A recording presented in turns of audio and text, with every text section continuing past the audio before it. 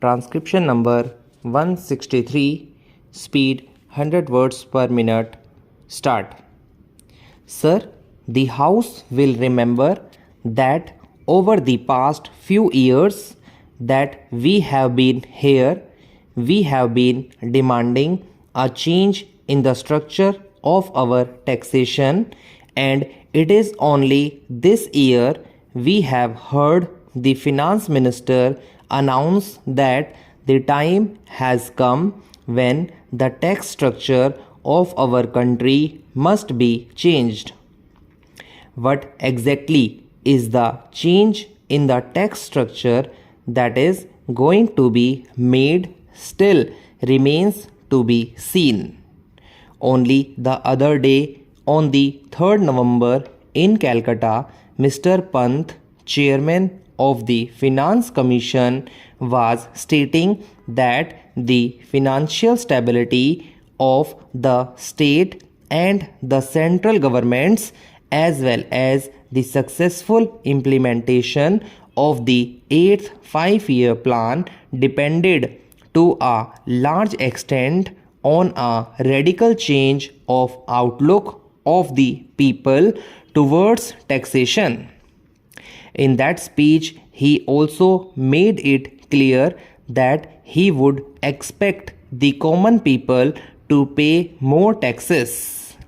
Now, if the change of structure of the taxation system is to be sought in order to continue to exact the limited savings of the common man, deprive him of the necessities of life, then I would not be in favor of any such change.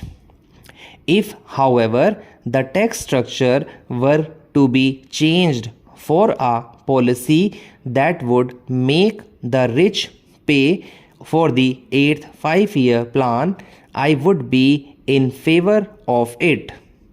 I make it clear that it has never been the contention of the people that they would not bear the responsibility of building up the country. In fact, our workers in the factories are sweating day in and day out so that our industrial production goes up. If today we claim higher industrial output, it is precisely because our men in the wheels of industry have so behaved themselves and have so worked for the well-being of the country that despite the intrigues of the capitalist class, despite their greed for more and more profits, it has been possible to bring about a sizable increase in the industrial output. The credit entire belongs to the working people of our country. Similarly, if in the agrarian sector of our economy the production of food has gone up, simultaneously raising thereby the total national income, that is also because of the fact that the peasants, however poor, however destitute, and however suffering, have responded to the call of the government. It is only because of their devotion to duty for the cause of the country that we are today in a position to claim before the whole world that our agricultural production has gone up. I say this because we must remember that it is the people who are paying with their blood, paying with their sweat for the rebuilding of our country's economy, for the rejuvenation of our nation. Our capitalist friends who regard themselves as the captains of industry and have produced more shipwrecks than happy sailings would please note this particular fact, that it is these men, working people, whether in the agricultural sector or the industrial sector, who are responsible for the rise in production, and therefore it is they who have brought about an increase in the national income from which they have been denied their legitimate share. Mr. Deputy Chairman, now we are discussing the question of taxes. The Finance Minister is in a very chastened mood these days.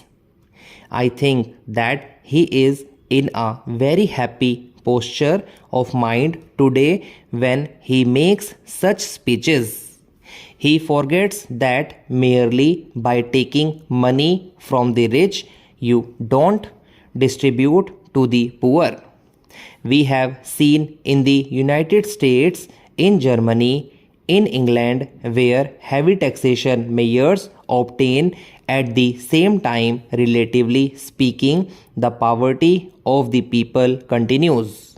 Sometimes it so happens that the ruling class, the capitalist class, for their common general interest, which is certainly something broader than the interest of, shall we say, the Indian Chamber of Commerce and Industry, when they promote certain broad interests of the class as a whole, where various factors operate, not merely the fluctuations in the stock market, they are obliged to take certain measures which sometimes even evidently and manifestly hit against what appears to be their immediate interest, but that should not delude us into thinking that the capitalist class in our country, or for that matter, that this government has adopted a policy of making the rich pay for the poor. That is not at all so, and the rupees 1600 crores or so, out of which only rupees 1000 crores would come from the direct taxes, should not make us think that there has been a radical change in this direction that we all desire. We welcome the halting step that the minister takes. We welcome the steps, however belated, and we welcome even the pickpocketing of the capitalists. It requires only a pickpocket to get rupees 1000 crores from the capitalist class. Even when they do such things, we always welcome them. One of our decision to restrict imports, which was announced almost a few days before the announcement of devaluation, which had a resultant effect on the prices of commodities in India, especially on those commodities which were being imported in large bulks during the last 1 year. Secondly, the rise in the cost of production of essential commodities in this country, for which reason, unfortunately, we have not been able to check the rise in the cost of living. Over and above, this devaluation has come.